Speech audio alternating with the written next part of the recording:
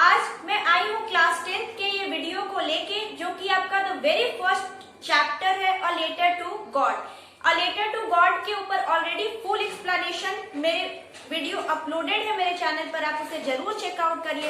As well as इसके question answer भी uploaded है, आप उसे जरूर चेकआउट करिए।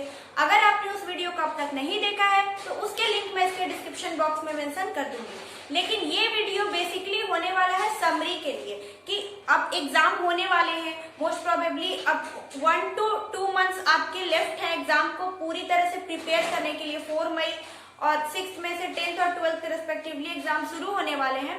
तो अब टाइम है कि आप सभी चीजों को कंक्लूड करिए, आपने जितने चीजों को पढ़ा है उसको समराइज करिए, याद करिए, समझने की कोशिश करिए। तो अ लेटर टू गॉड के बारे में आज हम लोग पढ़ेंगे कि समरी के तौर पे कि इस चैप्टर में बेसिकली कौन सी बातों को इनरोल किया गया है। सबसे बड़ी बात है कि आप चैप्टर के हर पार्ट को समझने की कोशिश करिए। अगर द डस्ट ऑफ स्नो एक चैप्टर है, सॉरी पोएट्री है, शॉर्ट पोएट्री है, तो उसमें किस बातों को बताया गया है।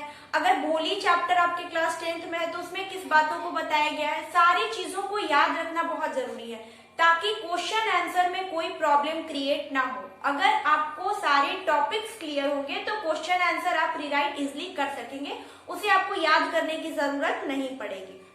तो अ लेटर टू गॉड में इसे जीएल फ्लूटेंस ने लिखा है। इसमें बताया गया है कि एक फार्मर है, इसमें एक फार्मर की कहानी को बताया गया। इससे बहुत सारे सवाल अराइज होते हैं, क्वेश्चंस आते हैं, क्योंकि ये लॉन्ग चैप्टर है एज वेल एज बहुत कोऑपरेटिव चैप्टर है, आप इसे इजिली समझ सकेंगे। तो इसमें बताया गया है एक फार्मर के बारे में जिसका नाम लेंको है, LENCHO। लेंको एक व्यक्ति का नाम है जो कि फार्मर है। वो एक वैली यानी एक घाटी के पास रहते हैं। घाटी किसे कहते हैं, मतलब कि थोड़ा समतल से ऊपर, मतलब प्लेन से थोड़ा ऊपर लेकिन माउंटेन या हिल से कम, उसे हम वैली कहते हैं। तो वो वैली यानी घाटी पर रहते हैं, थोड़ा उस जगह पर। अब वहां पर क्या होता है कि बारिश की बात हो रही होती है कि फार्मर के सबसे अच्छे दोस्त कौन होते हैं, बारिश। बारिश होगी तो फार्मर का जो खेत है वो हरा भरा रहेगा, और बारिश नहीं होगी तो खेत सूख जाएंगे, लेकिन वो भी टाइम पर, जब जरूरत हो किसानों को उनके अनाज के अनुसार, उस समय बारिश की उन्हें जरूरत होती है। तो यहाँ पर बताया गया है कि वो बारिश के इंतजार में है। सभी लोग, उनकी वाइफ जो है, बच्चे बाहर खेल रहे होते हैं, डिनर का टाइम होता है, सब लोग अंदर आते हैं।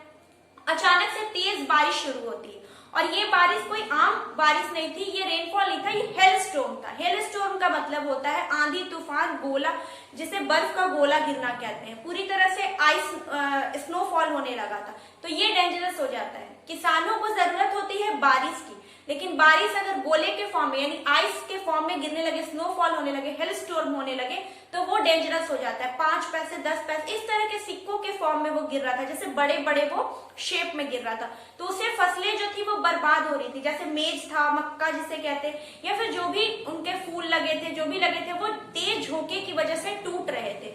सारे जो उनके वैली थे जहाँ पे वो ऊपर से वो देख रहे थे, वो उनका एकलौता घर था वैली पे, वहां से जब वो देख रहे थे तो पूरा एरिया जो था वो बंजर होते जा रहा था, बैरन होते जा रहा था। ध्यान दीजिएगा, बंजर का मतलब बैरन होता है, और जो उपजाऊ जमीन होती है उसको फर्टाइल कहते हैं। मतलब बैरन और फर्टाइल एक दूसरे का अपोजिट वर्ड है। तो पहले वो जमीन काफी हरी भरी थी, लेकिन सारी चीजें वर्षा की वजह से, बारिश की वजह से टूट रही थी। तो ये एक बहुत ही निराशाजनक वहां पर स्थिति बन गई थी। सभी लोग हैरान परेशान हो गए, पूरी तरह से खेत बर्बाद हो गया। अब उन लोगों के पास खाने को कुछ नहीं बचा। जब बारिश रुकी तो खाने के लिए कुछ नहीं बचा, क्योंकि खेत खत्म हो गए थे। तो जो लेंको है, यहाँ से टर्निंग पॉइंट आता है कि लेंको है, उसे भगवान पर बहुत ज्यादा विश्वास है। मतलब एक कहते हैं ना कि ऐसा विश्वास जो कभी हिल नहीं सकता, वो भगवान पर रखता था। लेंको जो था वो भगवान पर बहुत ज्यादा विश्वास रखता था।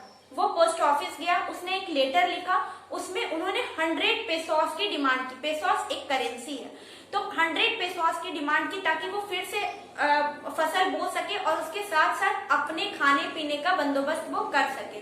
तो जो भगवान थे उन्हें तो हम लेटर लिख नहीं सकते, लेकिन उनका जो विश्वास था, लेंको का जो विश्वास था, उसे लगता था कि वो लिख लेगा, और गॉड के नाम से सिग्नेचर भी करके पोस्ट ऑफिस में वो डाल देता है जाके। तो वहां पोस्ट ऑफिस में पोस्टमैन के थ्रू पोस्ट मास्टर के पास लेटर जाता है। लेटर खोला जाता है, वहां पे एड्रेस भी बकायदा लिखा हुआ था गॉड के नाम से, सब कुछ साइंड अप भी था। तो पोस्ट मास्टर पहले हंसते हैं, फिर उन्हें लगता है कि नहीं, ये एक आस्था की बात है, श्रद्धा की बात है, किसी पे फेथ की बात है। तो हमें उसे पैसे की मदद करनी चाहिए। तो वो सारे दोस्तों से, कलीग से पैसे इकट्ठे करके 70 पेसोस तक इकट्ठा करके इन्वेलप में डाल देते हैं। जब आता है वो लेंको तो देखता है कि 70 पेसोस, तो वो बहुत ज्यादा घबरा जाता है, उसे गुस्सा आता है कि भगवान से गलती हुई है। उसे सरप्राइजिंग कुछ नहीं लगता कि 70 पेसोस आ गए, बल्कि भगवान पे इतनी ज्यादा श्रद्धा थी कि उसे तो विश्वास है कि 100 पेसोस आएंगे। तो वो 70 पेसोस देके बहुत गुस्से में आ जाता है कि बाकी पैसे इन पोस्टमास्टर या फिर इनके कॉलीग्स ने खा गए, मतलब इन्हें वो चोरी का आरोप लगा देता है, इल्जाम लगा देता है। जबकि आपको देखा जाए तो वही जो पोस्टमास्टर था उन्हीं ने मदद की, जिससे कि पैसे इकट्ठे भी हुए। लेकिन इनका जो भगवान पर विश्वास था वो इतना ज्यादा था कि इन पर वो शक पैदा हो गया। अभी से सवाल आता है कि लेंको का जो विश्वास था वो इतना ज्यादा था, तो पोस्टमास्टर आखिर क्यों नहीं बोल पाया कि लेटर गॉड के पास नहीं जाएगा? इसलिए नहीं बोल पाया क्योंकि वो चाहता था कि किसी भी इंसान का जो इतना पहाड़ हिलाने वाला जो शक्ति है, उसकी जो श्रद्धा है किसी के ऊपर, वो हिले ना, इसकी वजह से। दूसरा सवाल ये हो सकता है कि कितने पेसोस की डिमांड की गई थी? तो 100 पेसोस की गई थी, जिसमें से 70 पेसोस ही दिए गए थे। ये एक सवाल हो सकता है। एक थर्ड क्वेश्चन इसमें आता है कि जो लेंको था वो क्यों नहीं सरप्राइज हुआ पैसे देख के? तो ये इसलिए सरप्राइज नहीं हुआ क्योंकि उसे पता था कि पैसे तो पूरे आने ही आने, भगवान पर उसे बहुत ज्यादा विश्वास था कि पैसे तो पूरे आने ही आने हैं। इसलिए उसे बिल्कुल भी सरप्राइजिंग नहीं लगा कि पैसे उसके पास आए। मतलब कि इन शॉर्ट में बोलूं तो किसी पे अगर विश्वास है कि वो काम हो जाएगा, तो अगर थोड़ा भी ना हो तो गुस्सा होता है कि वो काम क्यों पूरा नहीं हुआ। ये नहीं लगता कि आधा वो काम तो हो गया। तो इसलिए, लेकिन पोस्टमास्टर बहुत भले इंसान थे, काइंड हार्टेड पर्सन थे, तभी तो उन्होंने इतनी भी मदद की, वरना कि 70 पेसोस भी कौन देता। तो इस तरह से क्वेश्चन आ सकता है कितने पेसोस मांगे थे? 100 पेसोस, लेकिन 70 पेसोस की डिमांड पूरी हुई, वो सरप्राइज क्यों नहीं हुआ? इस तरह से सवाल आ सकते हैं। और चैप्टर को आपने समझ लिया है तो आप क्वेश्चन को इजिली लिख सकते हैं। और वहां बारिश नहीं हुई थी, हेल स्टॉर्म हुआ था, मतलब कि पूरी तरह से वो जो स्नोफॉल होता है, बड़े बड़े जो 100 कॉइन्स या फिर 20 कॉइन्स, इस तरह के पैसे की जैसे गोल गोल होते हैं ना, उस तरह से गिरे थे। ऐसा लग रहा था जैसे आंधी तूफान वहां पर आया, जिसकी वजह से फसलें बर्बाद हुई थी। तो यही था इन शॉर्ट स्टोरी। इसकी फुल एक्सप्लेनेशन की वीडियो ऑलरेडी मेरे चैनल पर अपलोडेड है, उसके लिंक मैं इसके डिस्क्रिप्शन बॉक्स में मेंशन कर दूंगी।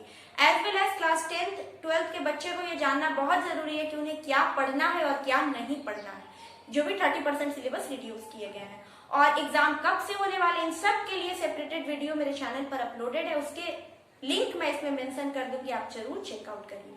आज का वीडियो बस यही तक था। इसी तरह से मैं हर चैप्टर को कवर करूंगी समरी वाइज, क्योंकि फुल एक्सप्लेनेशन ऑलरेडी मैंने डाल दिया है।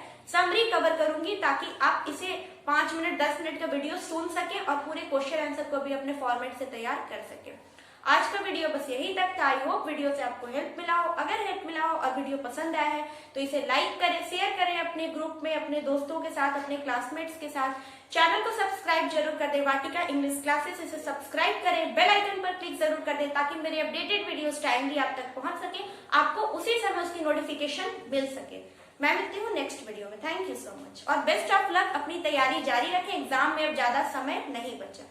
Thank you.